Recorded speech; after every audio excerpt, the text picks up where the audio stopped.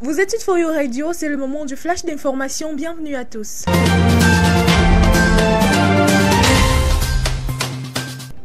À Bakou, en Azerbaïdjan, a débuté ce 11 novembre 2024 la 29e conférence des parties sur le changement climatique COP29. Près de 42 000 participants, dont des chefs d'État et de gouvernement du monde entier, se sont réunis en sommet dans ce pays de Caucase producteur de gaz et de pétrole. Au programme, des séries de négociations devant traiter de tous les aspects liés à la lutte contre le réchauffement et la transition climatique en vue de s'accorder sur un texte final.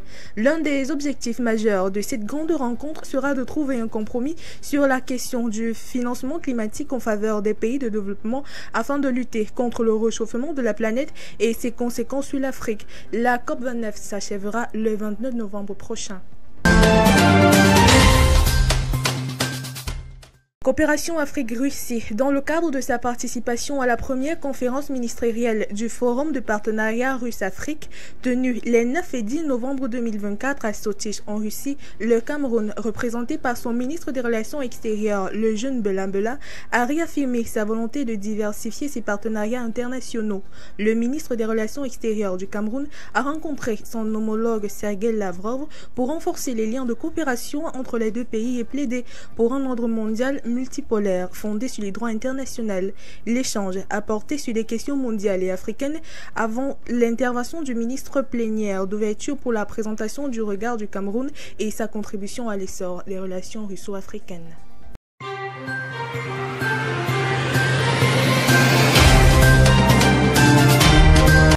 Et puis en Haïti, selon une information parue dans les presses ce 11 novembre 2024, le Conseil présidentiel de transition d'Haïti a décidé de limoger le Premier ministre Gary Conille, en poste depuis 5 mois.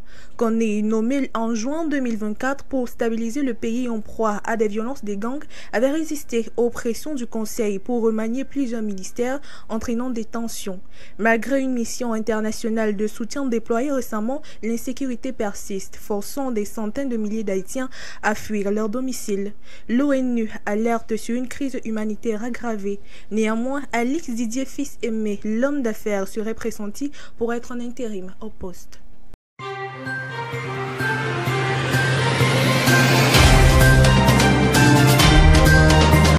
En Afrique de l'Ouest, au Burkina Faso, une vidéo montrant la mutilation d'un corps par des individus en tenue de forces armées nationales a enflammé les réseaux sociaux burkinabés ce week-end.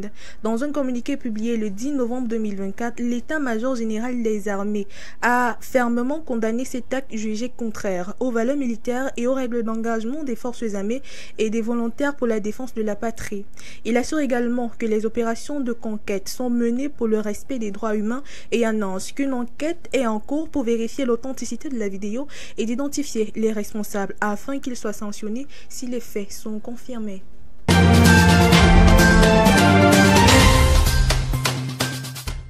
En Afrique centrale, au Tchad, lors d'un accrochage entre les forces de défense tchadiennes et des individus appartenant au groupe terroriste Boko Haram, au moins 96 éléments ont été neutralisés le 9 novembre dernier. Le général de brigade Shannon Isaac a annoncé dans un communiqué rendu public dimanche le 10 novembre que 11 terroristes ont été blessés, 107 armes individuelles et 3 armes collectives ont été récupérées et 6 pirogues ont été détruites.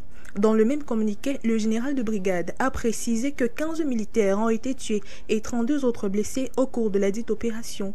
Rappelons que le président tchadien Mahamat Idriss Déby Itno avait lancé l'opération Askanit de lutte antiterroriste au lac Tchad pour faire face au groupe terroriste Boko Haram.